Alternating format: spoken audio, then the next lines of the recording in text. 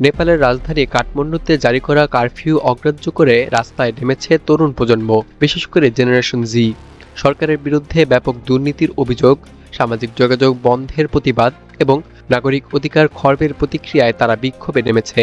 মঙ্গলবার সকালে কারফিউর মধ্যে নিউ বানেশ্বর, কালিঙ্কি, চাওয়াহিল সহ বিভিন্ন এলাকায় বিক্ষোভ চালিয়ে যায় তারা।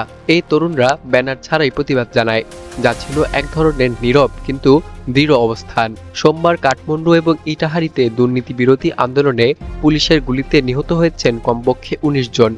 এর মধ্যে ১৭ জন কাঠমান্ডুতে এবং ২ জন ইটাহারিতে মারা যান। আহত হয়েছেন ৪০০ জনেরও বেশি মানুষ।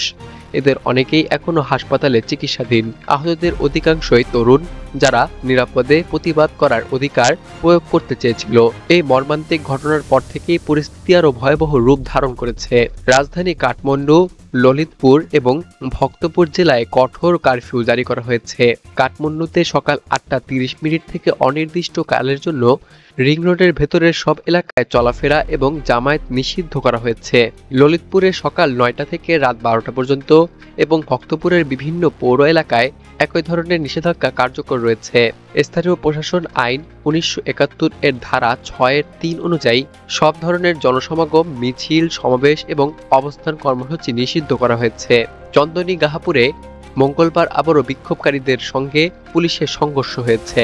তরুণরা পুলিশের গুলির জবাবে এক পর্যায়ে একটি পুলিশ গাড়িতে আগুন ধরিয়ে দেয়। পরিস্থিতি নিয়ন্ত্রণে আনতে পুলিশ কয়েক ডজন ফাঁকা গুলি ছোড়ে। এখনো পর্যন্ত হতাহত অথবা গ্রেপ্তারের সুনির্দিষ্ট তথ্য পাওয়া যায়নি। তবে স্থানীয় সূত্র জানায় যে এলাকায় প্রচণ্ড উত্তেজনা বিরাজ করছে। সোমবারের রক্তক্ষয়ী ঘটনার পর দেশজুড়ে সরকারি এবং বিরোধী দলীয় নেতারা সরকারের কঠোর দমননীতি নিয়ে তীব্র আলোচনা করেছেন। অনেক নেতাই বলেছেন, এই ধরনের দমন পীড়ন কোনো গণতান্ত্রিক সরকারের পরিচায়ক হতে পারে না।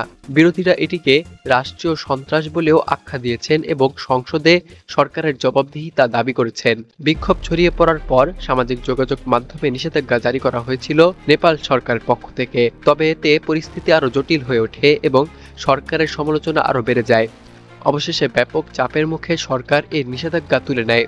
তরুণ প্রজন্ম, যাদের আন্দোলন প্রযুক্তি নির্ভর এবং সামাজিক যোগাযোগ মাধ্যম নির্ভর, তারা এই সিদ্ধান্তকে আংশিক বিজয় হিসেবে দেখছে।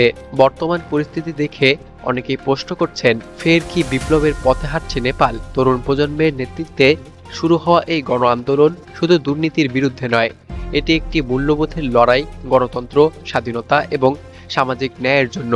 ইতিহাসে একাধিকবার রাজনৈতিক টালমাটাল পরিস্থিতি মোকাবেলা করেছে নেপাল, তবে এবার আন্দোলনের চরিত্র অনেকটাই ভিন্ন। এটি প্রযুক্তি সচেতন, সংগঠিত এবং আদর্শ ভিত্তিক। ফলে রাজনৈতিক বিশ্লেষকরা বলছেন, এটা নিছক বিক্ষোভ নয়, বরং এক নতুন যুগের সূচনা হতে পারে।